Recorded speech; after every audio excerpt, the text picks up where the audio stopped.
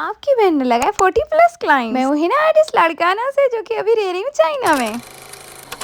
Welcome to the part 2। वहाँ पे कुछ लोग मैंने ऐसे भी सुने जो कह रहे थे she is professional in tattoo making. I was OMG। पीछे मेरे मियाँ खड़े थे।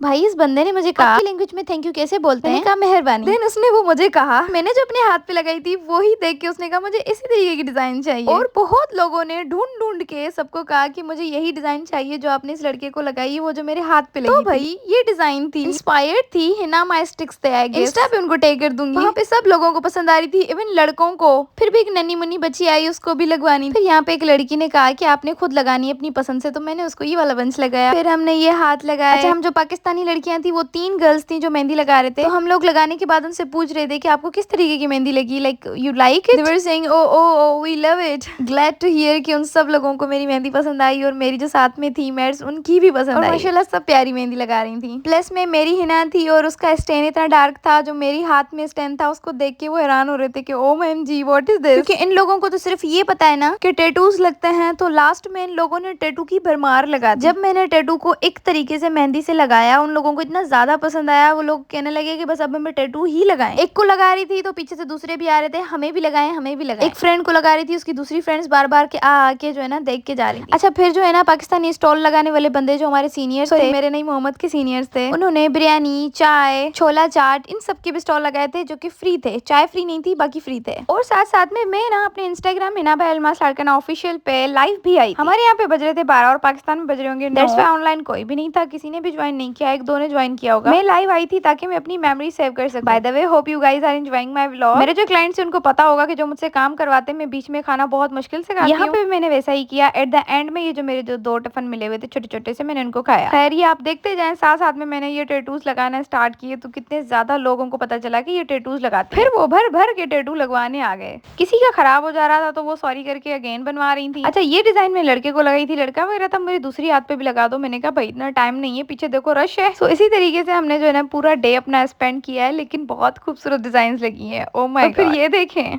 जब ये लोग अपनी मेहंदी उतारेंगे तो इनको कितना खूबसूरत स्टेन आएगा। मैं तो ये सोच सोच के जो है ना खुश हो रही हूँ। फिर मुझे वहाँ पे एक लड़की मिली जिन्होंने मेरे साथ एक पिक्चर भी निकलवाई, जो सामने इनकी कैमरा पड़ी हुई आपको स्क्रीन में नजर आ रही होगी। फिर भाई इन्होंने मेरा अपना नंबर भी ले लिया। वो जानना चाह रही थी कि मैं कौन सी कोन यूज करती हूँ, क्योंकि वो खुद भी जो है वो टैटू वगैरह बनाती है। उन्होंने मुझे दिखाया भी। फिर मैंने उनसे कहा कि मैं आपको प्रोवाइड करवा सकती हूँ पाकिस्तान से, if you want to buy. फिर मेरी जो इनसे दोस्ती भी हो गई, नंबर भी ले लिया। इसी तरीके से मेरा जो डे है वो गुजर गया। मुझे टोटली चांद रात वाली वाइब्स आई। और लास्ट में जब मैंने मेरी बहन से बात, उसने कॉल अटेंड की, मैंने कहा ईद मुबारक, because I was feeling very energetic और मुझे चांद रात ही लग रही थी और मुझे बहुत मजा आया। और ये थी मेरी लास्ट क्लाइंट जिनको मैंने अप्लाई किया टैटू। और उसके बाद जो है ना मैं चल दी क्योंकि स्टॉल का टाइम हो गया था खत्म। फिर भाई मुझे अपना भी तो एंजॉय करना था। फिर मैंने अपनी ये वीडियो बनाई। मेरे साथ थी सिंधी लड़की, तो उन्होंने मेरी वीडियोस वगैरह बनाई है। फिर ये बच्चे मेरे साथ पिक्चर निकलवाना चाह रहे थे, बहुत क्यूट था, ये छोटू वाला क्यूट था बहुत। फिर फोटोज वगैरह निकलवाई। अच्छा, फिर सिंधी गर्ल यानी फातिमा के साथ जो है ना मैं उसके हॉस्टल में आ गई, क्योंकि वो के लिए तो मेरे मियाँ ने कहा कि आप चले जाएं, हम लोग बिरयानी वगैरह बनवा रहे हैं तो आप खाना वाना खा के फिर जाइएगा। जो